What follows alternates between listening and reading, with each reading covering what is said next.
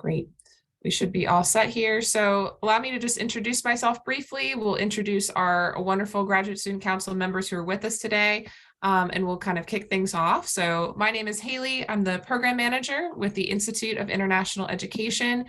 We work with Mohammed bin Zayed University of Artificial Intelligence to provide support services and recruitment efforts to students all around the world to promote the amazing graduate programs at MBZUAI, both in the master's and the PhD level. MBZUAI is the first graduate level research-based university that's focused just on AI. We'll hear more about the amazing opportunities and the full scholarships, but really excited to have you all in the virtual room with us. And for those joining us later, excited for you all to take advantage of this great resource and opportunity. So we have a team where we have one member with us today. I'll allow him to introduce himself momentarily, but we also have our outreach officer, Cece, who's based out in Asia. So for those who might be joining from that region of the world, she's a great point of contact to have. She'll be included in the follow-up information. And then I will allow my colleague to introduce himself, and then we'll have our graduate council members introduce themselves as well. So I'll hand it off to my colleague who's based out in our Eastern Europe, Central Asia region. Hi, everybody. My name is Shahrukh Mahkamjanov. I'm Regional Outreach Officer for the IIE MBZUAI program in Eastern Europe and Central Asia. So if you're applying from the countries like Russia, Kazakhstan, Central Asian, other states, feel free to reach out to me. I just shared my contact information, so I'll be happy to help with your application efforts and give you some useful tips and advising on how better complete your application. I'll be happy to stay with you tonight. Thank you, Shahru. I'll hand it off next to our lovely Madam President to introduce herself, her program, where she's from, and kind of how, any other details that she wants to share as well. So go ahead. Hello, everyone. My name is Ariana. I'm from Costa Rica, and I'm doing my master's in machine learning. And today I also have 2 members from the GSC joining. So I'm very happy because I will have the support from them. So Adnan, Umaima, feel free to introduce yourselves. So hello, everyone. Good evening. I'm Adnan Khan. I'm from Pakistan. Here I'm studying in Master's in Computer Vision. It's my second year, 3rd semester actually. And I am Vice President of Graduate Student Council, and here with me is Umaima. Hello, everyone. I'm Umaima Rahman. I'm originally from India, and in MBZUAI, I'm doing my PhD in Computer Vision. And currently, I am the Secretary of the Graduate Student Council and working with amazing people like Ariana and Adnan. That's it. Thank you so much. Amazing. Thank you all so much for being here and taking time to connect with us. It's really exciting to see different programs and different graduate programs, specifically at the PhD and master's level as well. Be here today. Really appreciate you taking the time out of, I know, your very busy schedules, especially with exams and finals coming up and all those things. So thank you for taking the time to connect with us today. We really appreciate it. So we'll just go ahead and kind of dive on into questions. I have a few prepared and really want to encourage all of the prospective students here to also ask your questions. Feel free to drop any questions you have in the chat. If you don't have strong kind of internet connection, if you have questions you would like to share, would really encourage you to use the raise hand function, and we can make sure that we address your questions. This is the perfect time to get any inquiries you have directly addressed from current students themselves. So feel free to do that, but I will just kind of kick us off here for a question for all of our panelists, just to get a better sense of what was the first kind of notes that made you really interested in applying to MBZUAI? What was it about the institution that made you realize this was a university that you were really interested in attending and hoping to get into? So whoever wants to kind of kick us off with that question first, and then we can kind of go around for the 3 of you. All right, I'm gonna start. Okay, the reason why I wanted to come here to MBZ. First, I saw that it was in Masdar, and I saw a little bit of I don't know if you're familiar with the National Geographic mega infrastructures. So I knew Mazda from that show. And I really like the idea that it's possible to design like a city that is sustainable. Besides that, I was saying like, I want to have a master's like in machine learning. And these two things came together. So I was like, oh, why not applying to this place? Like it's the uni is doing its efforts to be the first AI based university. So that caught my attention and that moment. And then when I'm here, I realized that I'm submerged in a world of CV, NLP, machine learning. Like this is day-to-day topics. So yeah, I think that was the reason. And my thoughts for coming here was actually met when I was here, seeing that everything is just like AI, and AI. Guys, something to add up? How was for you? So for me, from my personal experience, since I've been studying computer engineering in my bachelor's program, so I was pretty much really going for the image processing based projects in that program. And then I was looking for a specific program, which isn't really the case when you go for some AI based programs. So you would see maybe data science or the overall spectrum of AI programs. But one thing that appealed me to apply for MBZUAI was the fact that they offer really specific programs such as computer vision, which was of my interest, and also the overall scholarship benefits. So it's all in one scholarship opportunity. And also the world-class faculty, which still they are enhancing, they are getting more and more faculty members as well. So, and fast-paced research going on over here in the specific domains. So that was some of the reasons that really encouraged me to apply here, and eventually I got admission actually. So yeah.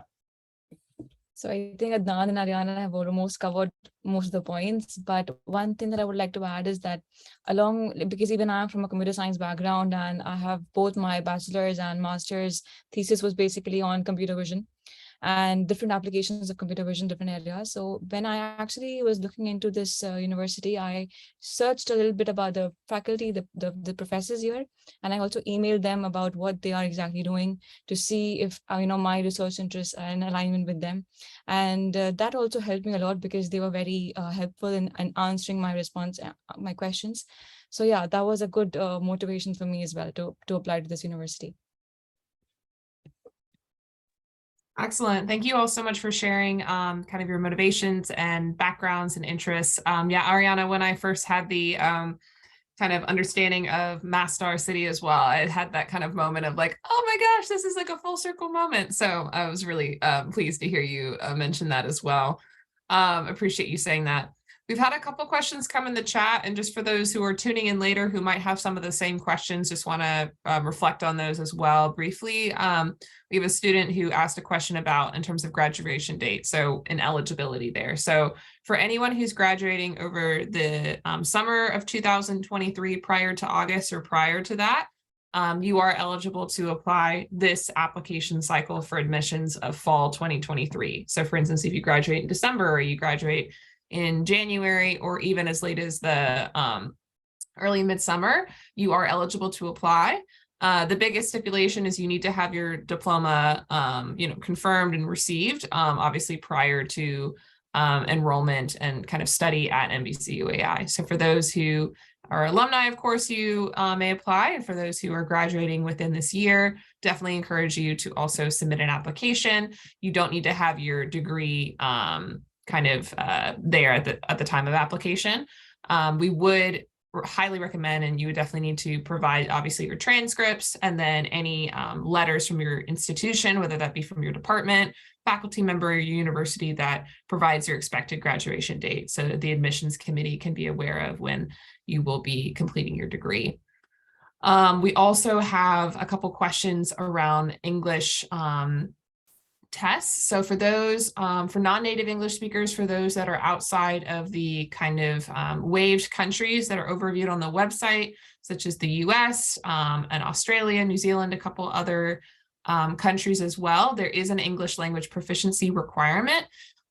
It is optional at the time of application, just to help students be able to go through that admissions process more quickly. So you can uncheck the box in the application at that time, and then you would provide those English language scores at a later date.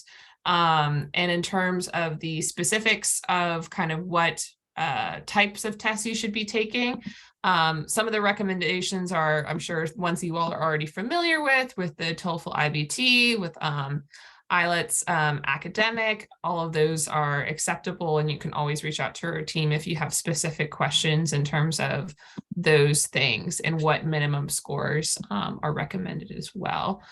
A really great question that came in from the chat that I would love for a panelist to address is, what plans do you have after graduation? Or even if you want to share from colleagues of yours who are getting ready to graduate with that first cohort in December, would love to hear any of your goals and objectives of how you want to take AI into your careers following graduation. And if you have anything you want to share from your colleagues as well, that would be great, just to kind of get a scope of what people are doing.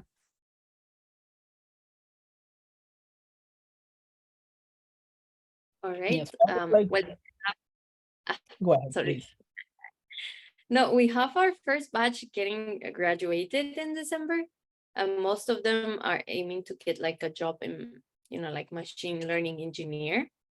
Although there's plenty that are considering like taking the master's, knowing machine learning, and using it for applying with a better profile as data analysts and data scientists. I know like 2 cases. There's like solid 2 cases, but I know that a lot of people are interested like in starting their own company. And here recently we have been receiving like talks from Hub 71 and other incubators to see how to get capital and investments for starting your own idea and having the minimum viable product. So at least my personal plan is to find like a job after the graduation and seeing like what kind of opportunities besides UAE are possible, like, because I am someone who likes to travel. But UAE is a great place to live, but I want to explore, like I want to see if I can go to, I don't know, Australia, Canada. So that's my type of profile. And Adnan, you were going to say something? Yeah, so in terms of the future prospects after the graduation, so I would like to highlight that UAE itself, it's moving towards, in a very fast pace, towards integrating AI into industries. And there is still a huge gap between the academia research and the industrial applications. So I would like to go to that industrial R&D sector for a while. In my plan, there is to go for a PhD as well, but to first explore a bit the industrial aspect of AI and machine learning, and to see which is the specific area that I would like to further move on with a PhD as well in that topic. So yeah, my current short-term plan is to apply, and I'm looking for different jobs in the UAE itself, since it's really a ground of opportunities is here for this specific field. So yeah, anything you would like to add?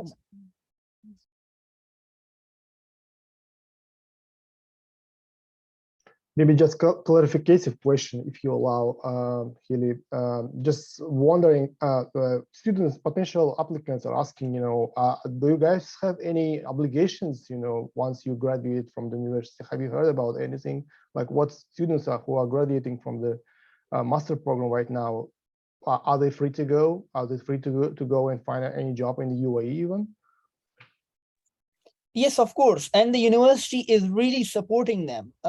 So here we had an job fair where almost like more than 30 companies of international and national companies. They were invited and they took their CVs on spot over here. They introduced us with their own companies. And then regarding the obligations that you pointed out, there is no such obligation. The students are free once they submit their master's thesis. And then, but of course, university will help them to, and is helping them. We are seeing that input from the university that they are helping them to go to the UAE market and put into put those efforts, which put those skills into action, which they have learned in this university in the UAE market. I would like to add from that there is no requirements. There's like, you're free. Once you graduate, you're free to explore, I don't know, other countries, go back, stay here. But something that it's very nice, and I wasn't expecting that, is that because you're studying something related to AI, and the government is giving golden visas to the people that are having this kind of skills, you are almost automatically nominated for a golden visa for 10 years. Which is very hard to get here in UAE, and by getting in the program, it's almost like getting a residency for 10 years here in UAE. Everyone in the uni got nominated, and that's very nice. Yeah, it's truly extraordinary. It's definitely something that has the golden visa has provided, like, you know, international credibility. People are really fascinated and interested with that opportunity. So the fact that there is like a fast track pipeline from the university is truly extraordinary. So yeah, thank you for mentioning that, Ariana.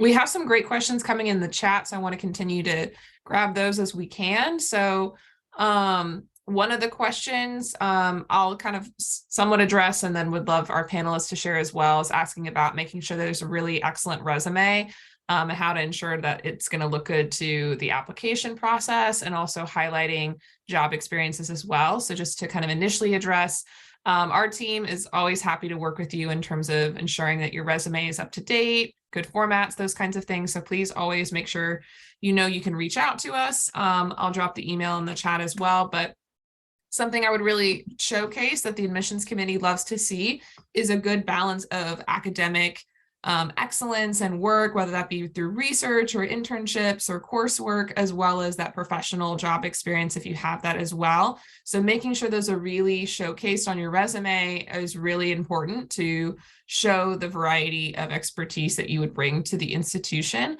I do think that in terms of looking at those core skills related to mathematics, related to programming, related to research ability, making sure those are really prominent are going to be important to your resume and just generally your application process as well.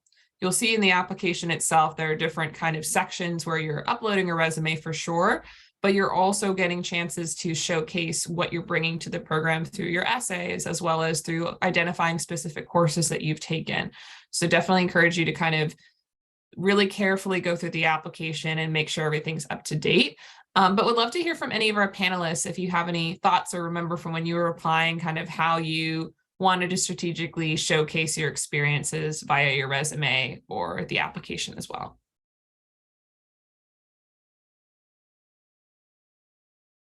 So regarding the to include the job experience in the resume, definitely it will help you a lot, given that if it's related to computer science or maybe AI field.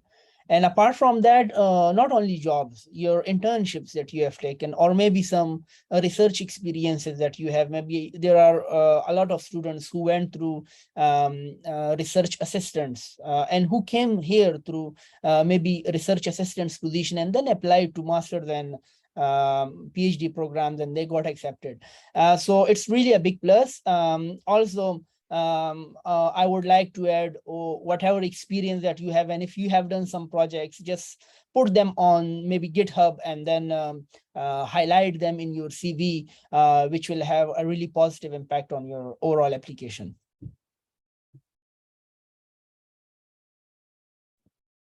Awesome. Yeah, thank you for showcasing that, Adnan. That's great. It's good to kind of have a sense of those things as well.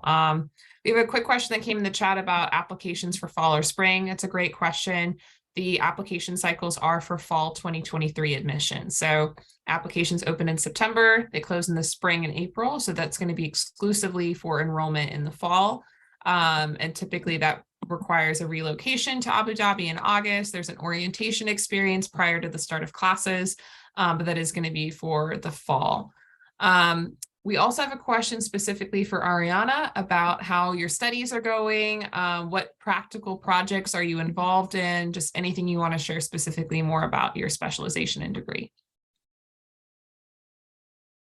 Sure. So study-wise, well, I feel like I'm someone who likes to learn a little bit of everything. So I'm involved in one project that is not my main research. It's about reinforcement learning. Although, like, if you're doing this kind of stuff, it's hard to be like specialized in one thing. But it's my strategy in terms of how I'm managing the masters. I want to learn a little bit of everything. So in the future, I get the sense of, oh, I know about this, like at least the basics. The courses will give you a lot of theoretical background, but I'm more like of applying a little bit of each. And the projects, well, you can see if you go to the professors, they have a lot of projects that are very interesting. I think one of my main recommendations for everyone that is applying right now is check like the projects and see what sounds that you would like to work on that and start like reading about that. Because once you have like this let's say formation about this topic, it's easier for you to go to the professor and say like, look, I've read your papers, I know about these models that work here, and therefore this specific problem. So first, this will help you a lot doing your letter of intention, because you will know what kind of project you want to do. And second, in terms of the professor, it's super easy to hop into the lab because you already know like the project, you've like have some experience, maybe running some models. So this would work a lot. For instance, my research right now is related to segmenting very specific areas of the faces, specifically because I'm working with videos and movies.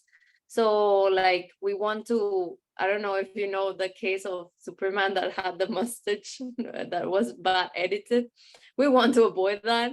So I'm working like with lips, so working half face to see how it's doing that, and the models, and helping the designers and VFX producers. So that's my research. But yeah, like check the website, see what the professors are working in, and that will give you an idea of what can you be doing here in the masters.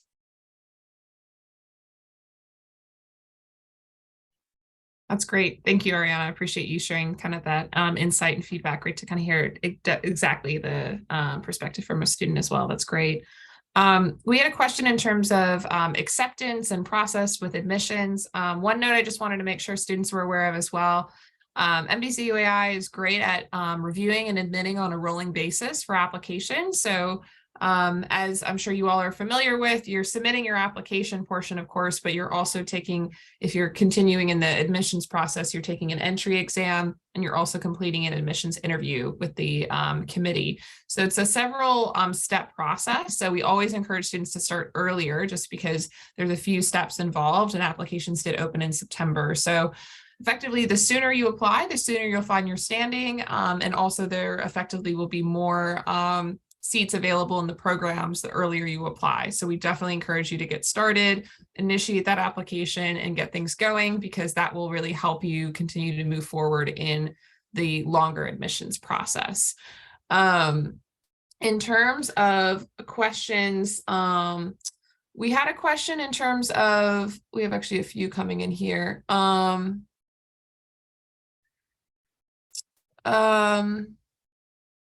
I'm not a STEM techie person at all, so forgive me if I say these things wrong. So there's a question about using TensorFlow, OpenCV at the universities. So what types of implementation are students using in terms of, I think more on the techie side. So I don't know, Adnan or Ariana or Umaima, if you have any understanding of that question or can address those accordingly, that would be great. Okay, I will, well, from machine learning side, mainly the idea is to use whatever you feel more comfortable, either PyTorch or TensorFlow. There are some cases that when you are learning. Sorry, please go ahead. So sometimes you're learning certain concept, they will tell you, please use like NumPy. And to demonstrate that you're doing the action that we're learning on class, I don't know, like, what could it be? Like you're doing the linear regression and you want to show that doing the gradient descent, I'm going very theoretical, but doing a certain step that it's already implemented like in a function in any other of these libraries, you can call that, but no, the idea is like to do it sometimes like hard-coded. But it's very few cases. And mainly the idea is to work like in PyTorch and TensorFlow. That's my perspective from machine learning, but here we have two people from CV that can help us to know how it's handled in the other program. So for CV, generally in the research community, PyTorch is something that is usually more popular among the research community, and even here for our projects and even like the course projects, the courseworks, and even our own projects, research projects, we generally use PyTorch. And we also, even the GitHub, we go for the codes which are available in PyTorch more than TensorFlow. So yeah, it's like that. And we are also, for example, if you do not, for example, in this course, the AI 701 course that we had this semester, we actually have proper lab sessions which teaches you, like even from scratch, they teach you about PyTorch, and even the basis of Python are taught, like are taught in the very first semester. So even that we take care of, and that's also covered when you're taking an AI course. Oh, there is a nice question that says, can you explain each program for someone who's not sure which program to go for? Well, machine learning, I'm gonna explain the way that I noticed as a student. Maybe Haley or someone else can help us to further develop based on the programs. But machine learning, the idea is that you learn everything that is like very statistical related, like PCA, ICA, linear regression, SVMs, but the classes themselves allow you to explore things that are like CV or NLP, because at each class you have the opportunity to say what is going to be the project. So in my case, I've been learning like from this, let's say like the theoretical area and SVMs, etc. But every time I'm moving towards CV because I really like the applicability of CV. So my projects are on CV. In the case of NLP, I think it's also open project. So NLP is going to be more like what methods and techniques are used to process text. And they're going to focus in what else? Well, I think they also can propose their projects. The one that I know that it's more like this is the homework, this is the goal, is in CV, right, guys? I think you have like in the projects, you have to reach a goal and get down to the code. But the guys can explain more about that, about CV. Okay, so regarding the question that was asked, that if someone is not sure about which program to apply, I really encourage you to go through really basic course of machine learning. I can suggest some courses as well, or one of the course which can give you an idea about what is NLP, what is CV, what is machine learning and its basics. And once you feel a bit confident on what you will be going to study, and once you see the overall course catalog on the university's website, then you will be able to decide which program you want to go in. So if you are from a CS background, I think it would be easy for you, but let me add to that AI itself, I consider it as a tool. It's not something it's basically a part of computer science, but it's such a skill set or a tool which you can apply to almost every industry or every sector. For example, health sector, agriculture, transportation, and so on. So from whatever background you are, just have these basic knowledge of the machine learning, and then try to, if you want to apply it to some other field, you can then find that niche that where you want to head. So I think taking a basic course, there are different courses available online, so you can just go and take one of those courses to find out that niche for yourself. Yeah, maybe for the audience to have like an idea of with each program, machine learning is gonna be like everything that is statistical or used like in forecasting. CV is gonna be related to everything that is vision, images, videos, generating images like DALI. I don't know if you're familiar with this concept. What else? And NLP is gonna be like sentiment analysis, or you want to summarize what it's being said like in a text. So it would be nice for you to see videos in what are the latest news about these three topics, so you can get a general idea of what people are working in these areas, or what can you work with this. I'm someone that chose more like in, let's say, like the program. I was saying I want to be, this is addressed also to data science. I want to be a data scientist, and here there wasn't program when I joined of data science. So machine learning was the one that could fit my map, like the roadmap of being data scientist, because it's doing a lot of things that is statistical based. But also I think like NLP would work for data science, depending on what kind of data scientist you want to be. So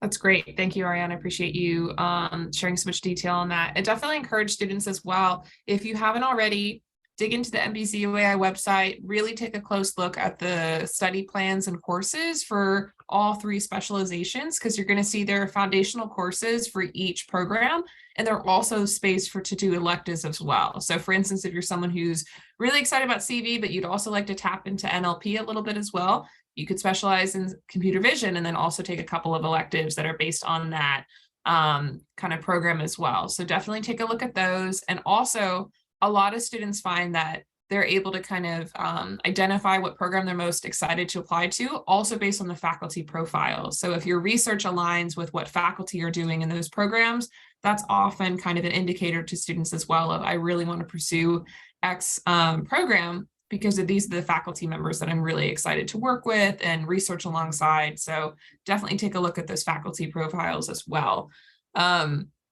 We have a bunch of questions in the chat, so we'll try to get to those as we can. One of the questions that came in earlier was in regards to the entry exam. So please, current students, feel free to correct me as someone who's not taken the entry exam, make sure my information is accurate.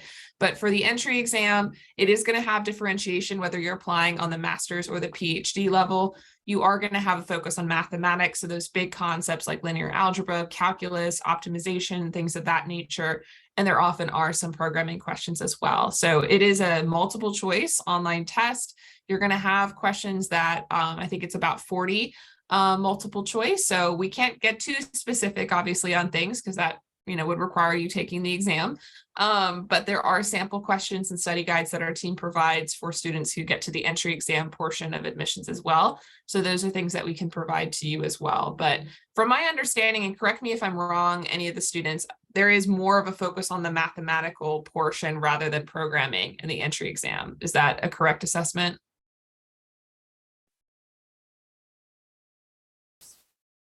Or does that depend on master's or PhD?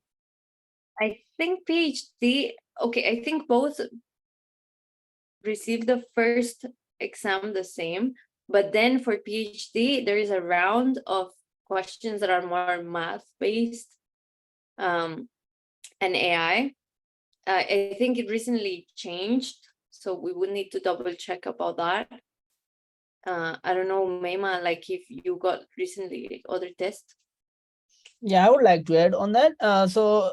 For the entry exam, so for example, if you are applying for a PhD, so the recent strategy is to you should have a basic knowledge of machine learning, probability, stats, and so on. But for the masters, there is an exception. So you will be tested only on the basic programming. Then you'll be so machine learning component is not included for your master's program. For the students which are taking tests now, it's the case is being changed. And for the PhD, there is one more difference.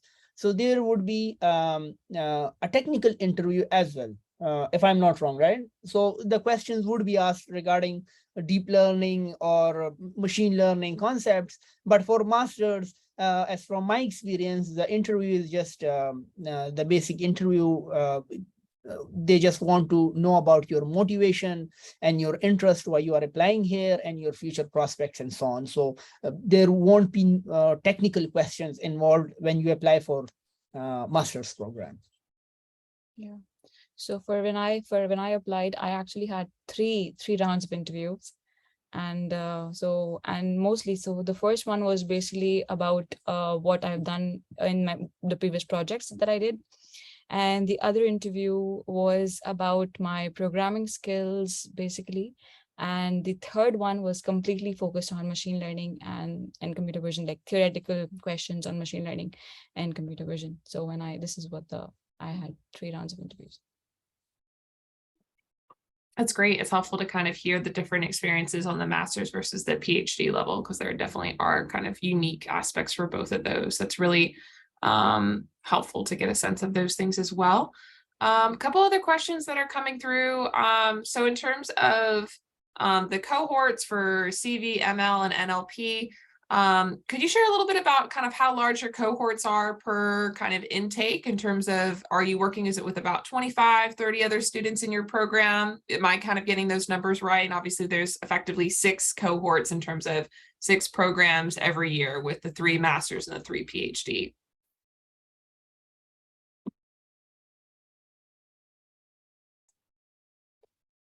So for the first batch, like we are having 3 batches now. One of them is about to graduate in next month. So for the first batch, there was only CV and ML students. NLP program wasn't offered. So the overall number of students in NLP are less. For our second cohort, when we came, I think we had 7, maybe 8 to 9 students in NLP.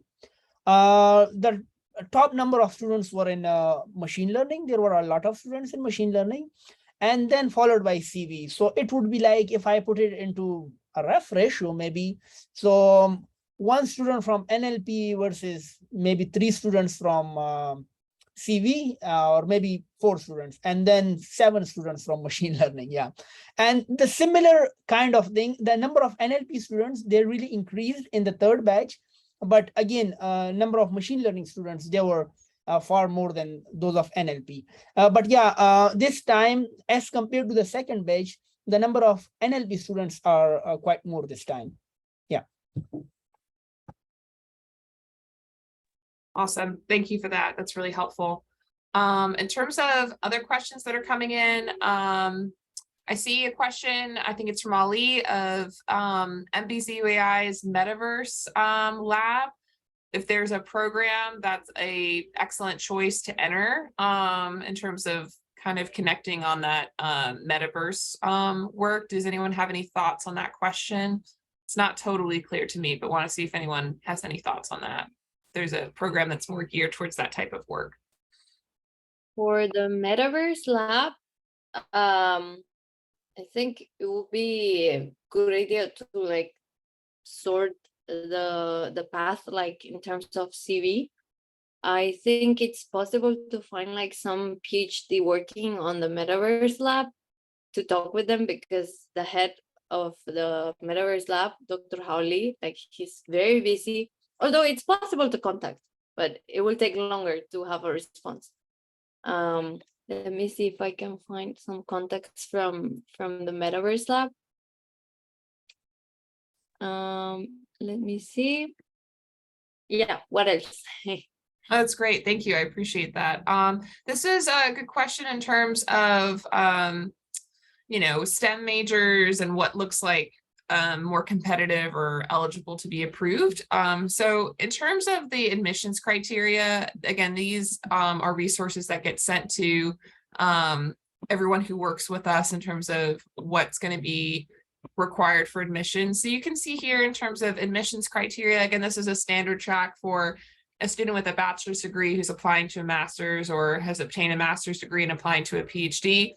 But we generally say STEM field. So you can see some examples here. We often see a lot of students with a computer science or engineering background coming into the university or applying, but there are a myriad of majors with students, whether that be on a mathematics, statistics, physics, or other relevant science or engineering majors. A lot of this is due to the fact that students apply from every region of the world, all across the globe. So the kind of titles and nuances of things will kind of vary depending on where you're applying from. So that's why the university tries to be general in saying STEM is important, but they're not too particular on exactly what that looks like, because the university, as the students have mentioned, is also really excellent at providing those foundational AI skills in your first year of your program, whether you're at the master's or the PhD level. So that's a little bit about kind of the STEM fields and degrees, and you can always reach out to our team if you have specific questions, if you're not sure whether your degree will qualify or questions that you have related to that. That was something I just wanted to share briefly. Let's see. Thank you. Adnan just dropped a link in the chat for a student who is connected to the Metaverse Lab. So thank you for sharing that, Adnan. For programming languages utilized in the entry exam, any thoughts on that in terms of what is commonly utilized for that portion of the entry exam? Yeah, so I would like to comment on that. You won't be tested on specific programming language.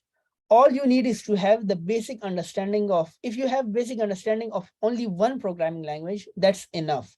So other than that, if the programming language is Python, that would be a plus, because it's easy to understand Python, as well as the questions related to in the exam, they are mostly related to the data structures, like, for example, different data structure algorithm like linked lists, trees, and so on. And then there would be some questions regarding the sorting algorithms, for example, or string manipulations, and so on. Yeah, so really expert in specific programming language, that's not a requirement, but having the basic understanding overall, to put it in a few words, having the basic understanding of object-oriented programming, that would be really essential and would be the thing which you would be tested on. That's great. Thank you, Adnan. That's really helpful insight.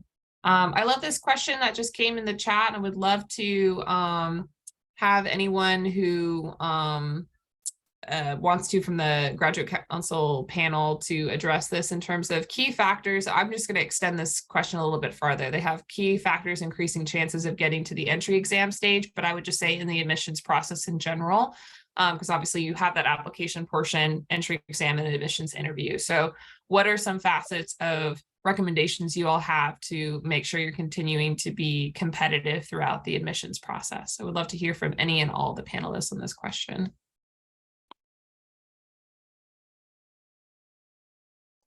Yeah, so I would like to add on that. First of all, you should have a really good motivation, for example, why you want to do master's in like a master's or a PhD in some specific program, because the programs here are quite specific, for example, CVML and NLP. So you should come up with that motivation that, okay, I want to apply some CV problem as my research to some specific problem in industry, in healthcare or something. So the motivation is the first thing, which would help you in overall application process, as well as it would be easy for you to take the a little bit work stress as well over here, if you have that motivation to do something. Other than that, for the overall application process, I really encourage the prospective students to have a good GitHub profile. If they have done some mini projects, some courses, in which they have some assignments or projects, just put them on the GitHub so that admission committee knows that, okay, this person is putting efforts in doing these specific projects related to maybe specific area of AI.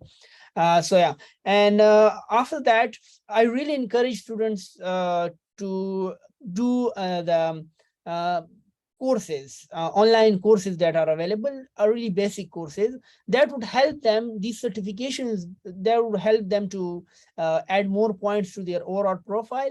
Also, it will help them to pursue their research in a better way as well, if they have that pre-admission knowledge with them over here. Yeah. Yeah, I really like, if I could do something before coming here, would be like doing some Coursera's before.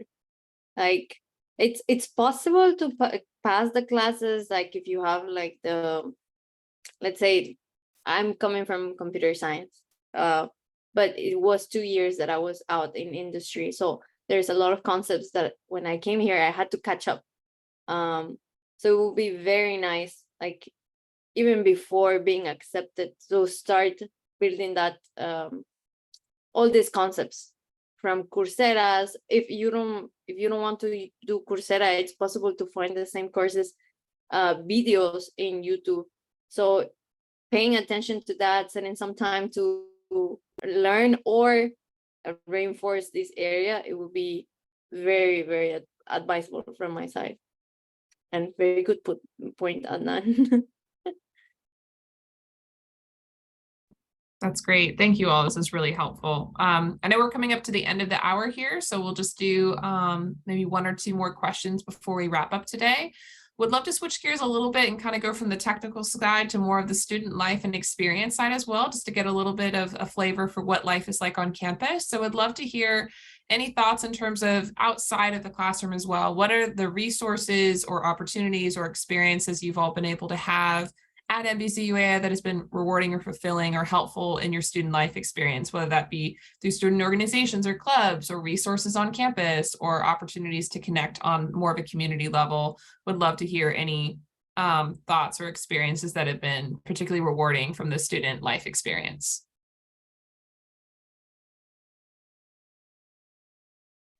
Well, I think us as GSC, that's my, whenever I'm not doing something of the masters, I'm doing something of GSC. And we're organizing, like, I don't know, like we recently organized a costume party, right? What else? I think personally, what I really like, and I'm spending my non-master time, is like sports. We have here gym, the pool, and the sports club is very good. But Adnan is the head, one of the head of sports club, so he can talk more about it. So sharing my experience, the overall experience is excellent, I would say. And there is one catch that people from cold areas, they find it hard initially to adapt to the weather over here. It's mostly warm. Other than that, overall, the administration is quite supportive, and the overall community, since we have few students in different programs, the programs are just 3, so it's whole like everyone knows another person. So there is much social interaction, and which really adds up to building our own social values and also knowing about different cultures. So it's whole like it's not like an institution, it's like a family, I would say. So probably you won't be getting homesickness when you come here. And other than that, regarding the UAE specifically, so it's really a safe place to live in. And also there are many tourist attractions, so which you can maybe on weekends, you can go out and discover those as well. Apart from that, I would like to add a point that UAE in itself, it based on 2021 stats that 89% of the total population here, they are the international community, and only 11% are here, the Emiratis. So you get to know different cultures and different communities from different aspects, and the university. And how I am linking that to university experience, because university will help you to explore these things. They'll help you to go out, explore different events, festivals. For example, JITEX took place or Expo took place. So they really appreciated those students who went there. We had a booth as well in the JITEX. So they really encourage you to go out and meet different people from different places. So the overall experience is quite excellent in that regard. Yeah. And even on the campus, we do want people to do not really get stressed a lot. And we also have a mental health club here. And I know it because I'm the VP of that club. And we really look forward to, give a break to students, have some interactive activities like a pottery session or painting session. And that kind of really helps to have a, keep yourself sane and not just, get engrossed in research and projects and deadlines, because it is deadlines are there. It's part of our daily routine. And so these things help a lot. And one of the best part about the student life here is that we really have a very good student affairs team with student life activists and specialists who are just there at the click of just one message away, and they respond to you if you have any problems. So they are very good. So this is also a very, very good aspect about this university, which I never thought would be there. And the student community is very, very good. Like you really get really good people, humble people, nice people all around the campus, which is something amazing. I know that we have like 3 minutes left, but for the question regarding if it's costly or not, like I haven't heard anyone that with the stipend provided, it's possible even to save. But I might mention that UAE gives a broad, like any type of taste you like or how much you want to spend. So it's up to you, like how you want to manage your finance. Yeah. No, I think it's very true. I think from my own experience as well, you can spend a little or a lot depending on what you want your lifestyle to look like. But the stipend is higher than the general cost of living outside of housing for an individual person in UAE. So the university really wants to ensure that you can focus on your studies. You don't have to be concerned about finances. Or again, a lot of times across the world, students will have to work and be in studies in order to kind of make ends meet. And so the university works really hard to make sure that that's not a situation for the students, and they can really just spend the time investing in their studies and their time on campus. So it's definitely a really phenomenal package in terms of all the offerings, also including insurance, the housing, all of those elements that really allow students to be able to focus on being a student. So thank you all for noting kind of those nuances of what life is like in the UAE. And I remember from being on campus this past summer, it was fascinating to see how some of the floors had like AC coming from there. And I remember one of our panels this past year, I think it was Akbabek, she made a hilarious comment of like, even though it's really warm, don't forget your sweaters because the buildings are cold. And I thought that was a really brilliant note because I was woefully unprepared when I came out to visit. I just had like the nice blazers and things. I should have brought some scarves, should have brought some sweaters, because the buildings are very well ventilated with air conditioning. So that's just a kind of fun side note. But yes, it's a great note. If you want to learn more about campus life, definitely follow the Graduate Student Council. MBZUAI has a Graduate Student Council Instagram that you can follow. I also encourage you all to just follow the university's accounts on social media, LinkedIn, Facebook, Instagram, Twitter, find out what's happening. I'll drop again our email once more in the chat, so you guys can always reach out to us if you have any questions. Also, for any of the council members that are comfortable being able to share either their LinkedIn or contact information, we can share that out with students as well. No pressure to do so, but just a huge kind of virtual round of applause and thank you to Ariana, Umaima, and Adnan for taking the hour to meet with us, share your experiences. Really appreciate all that you guys are doing. This has been such a useful resource for students. We found over 1,000 views from the previous panels that we've done in the past on our YouTube channel and other resources. So it's really a valuable tool to be able to connect with students who will hopefully be joining campus in the next year or so. So thank you all again for your time. Wishing you all a great morning, afternoon, evening, no matter where you are in the world. And we have one more session coming up next week on November 15th. With some council members, so definitely apply, don't postpone it, as Ariana said, and get your application started. So thank you all and have a great rest of your day, okay? Thanks everyone. Bye.